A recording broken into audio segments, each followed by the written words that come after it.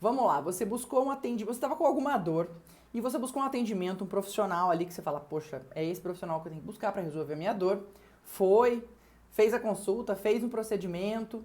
A hora que você volta para sua casa, você estava anestesiado, você volta para sua casa, estoura aquela dor assim que passa a anestesia. Você fala, pera lá, o que deu de errado? Acabei de passar pela consulta, passei pelo procedimento e agora cheguei em casa, passou a anestesia e a dor parece que está até pior, né? Porque você perde tanta referência esperando que não tivesse nada, que não sentisse nada, que você sente aquela dor, de cara você toma um susto, isso gera uma ansiedade. E aí, outra dúvida que surge, poxa, será que eu posso tomar remédio? Não posso tomar remédio? Ninguém me falou nada, né? Por que não me passaram alguma orientação? Enfim, eu particularmente não gostaria, né, de ter ido para uma consulta ou um procedimento com um profissional e voltar para casa e passar por esse tipo de experiência. Imagino que você, meu colega aí que faz endodontia, que está assistindo, também não gostaria de passar por uma situação como essa. E da mesma forma, os nossos pacientes que atendemos, né, no nosso dia a dia, que confiam a sua saúde em nossas mãos, também não são situações que eles gostam de passar, né, ou que deixam assim,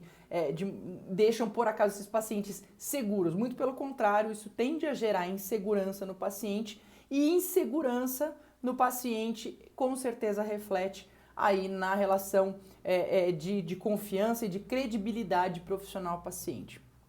Muito bem, essa questão de controle de dor, especialmente se a gente está falando da dor pós-operatória, que tem muita influência do que a gente faz desde o pré-operatório, desde a hora que o paciente entra no nosso consultório, é um assunto bastante extenso, né, e dá para a gente fazer quase que um treinamento todo, um curso todo, né, a respeito desse tema de controle de dor em endodontia.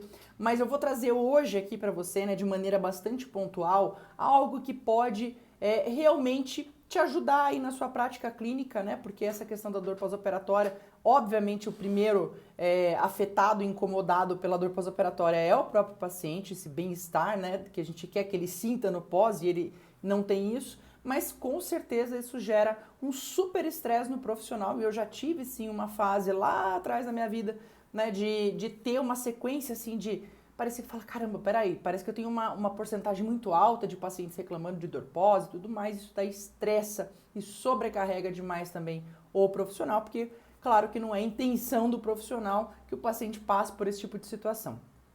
Vamos lá, então qual que é a dica? Essa dica que eu vou dar aqui na sequência é em cima exatamente de uma questão que chega com bastante frequência aqui para mim, que é a seguinte: Fernanda, poxa, você tem alguma medicação que você sempre dá, você dá para todos os seus pacientes, alguma medicação, né, uma terapêutica e de suporte que você use para todos?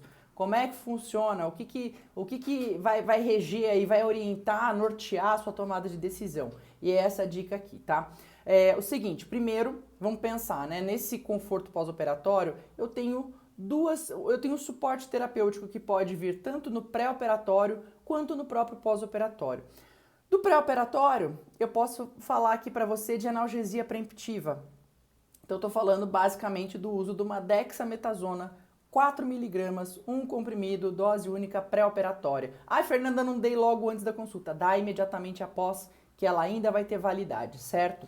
Muito bem, e esse então pensando assim, né, no idealmente no pré-operatório. E aí no pós-operatório, como que a terapêutica pode também nos ajudar? Você deixando orientado, prescrito para o paciente um analgésico. Pode ser nos casos de dor, assim, que é o previsto, né? Se transcorreu tudo bem aí no transoperatório, dependendo aí da intensidade de dor prevista, até uma dor moderada, pode ser uma dipirona, 1 grama, ou um Tilenol aí, 500 miligramas ou até 750 miligramas, tá? E aí, essa medicação, normalmente você orienta o seu paciente a fazer uso de 2 a 3 dias, dependendo aí do desconforto que ele tiver, que a gente sabe que quando a gente faz um procedimento, né, que gera um processo inflamatório, como é o caso do tratamento endodôntico, em maior ou menor grau, ele acaba gerando esse processo inflamatório. Então você tem aí um processo inflamatório chegando aí no seu pico aí de 48, 72 horas, que normalmente é o período que o paciente pode fazer uso, aí pode precisar realmente fazer uso de uma medicação ainda para controle de dor, né? E logicamente de uma dor que seja a tendência, o esperado é que seja uma dor bem diferente, bem mais amena e controlável do que a dor que ele estava sentindo antes, ok? Certo.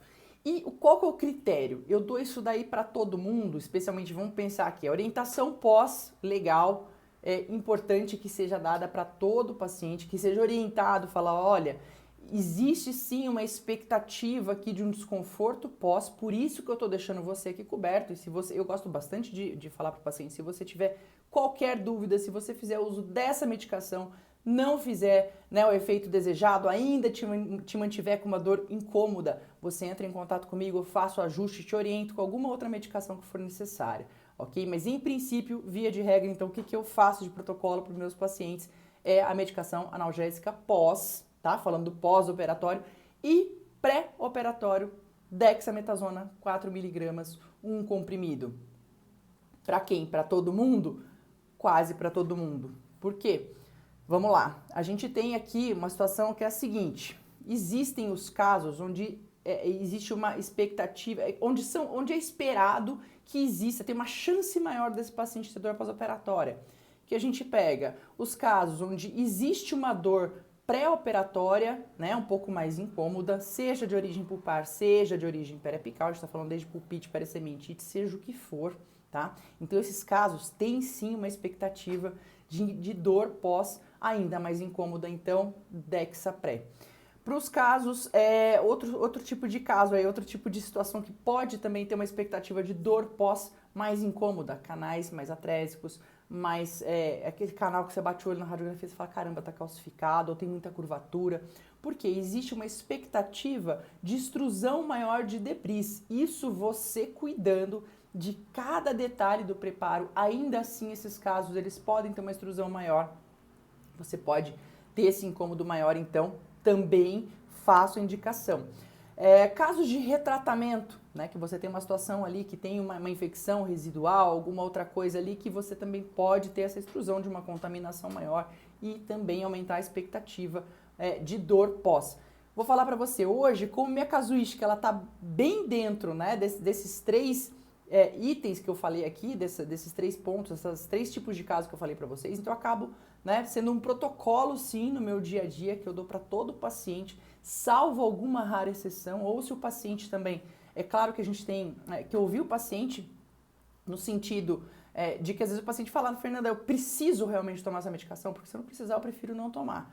Eu posso também explicar para ele, olha, você pode não tomar, tá tudo bem, você pode ter o controle pós-operatório. No entanto, né, a partir do momento que eu tô falando aqui para você da expectativa de dor pós e ainda assim você prefere não lançar mão dessa medicação pré e esperar o pós, pode ser que no pós, pelo fato de você não ter usado esse único comprimido de Decadron aqui pré-operatório, você precise de mais tomadas de analgésico no pós, ou seja, se a preocupação do paciente às vezes é exatamente por não ficar fazendo uso de fármacos, né, sem saber se ele vai ter a dor ou não, dentro dessa expectativa, né, e considerando a maior porcentagem que a gente vê na clínica do que acontece, existe uma probabilidade desse paciente aí precisar de mais comprimidos, vamos colocar assim, né, e às vezes por um período maior nesse pós. Então, às vezes, essa própria conversa, esse esclarecimento com o paciente, esse paciente que num primeiro momento ele seria, não digo resistente, né, à medicação, mas ele optaria por não lançar mão dessa medicação pré, ele fala, poxa, parece então uma boa ideia eu tomar só esse comprimido aqui pré e talvez maneirar um pouquinho mais ali no pós, tá certo? Então seria basicamente esse o protocolo, tá? Pensando desde o pré e a orientação da terapêutica pós.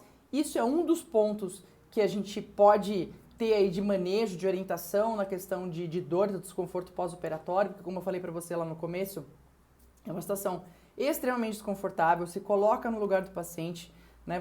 Eu saio de qualquer coisa, de qualquer procedimento, eu não quero ter esse desconforto pós, então se existe essa expectativa, né, a gente já tem que, primeiro, orientar o paciente, né, a respeito de que pode existir. O paciente é totalmente leigo ali, ele não tem obrigação de saber que pode doer, tá? Se ele foi para resolver a dor, passou anestesia, tá tudo bem, ele é leigo, ele fala, poxa, eu quero que zere minha dor. E a gente sabe que não é exatamente assim, né? Existe um processo acontecendo naquele organismo, a gente cria as condições para recuperação, mas isso demanda um tempo. Então, nesse tempo, esse paciente não precisa ficar ali, né, com sofrimento. Existe uma forma de ser orientado com relação ao que ele pode usar de medicação e também uma estratégia pré-operatória para exatamente minimizar também esse desconforto, tá certo?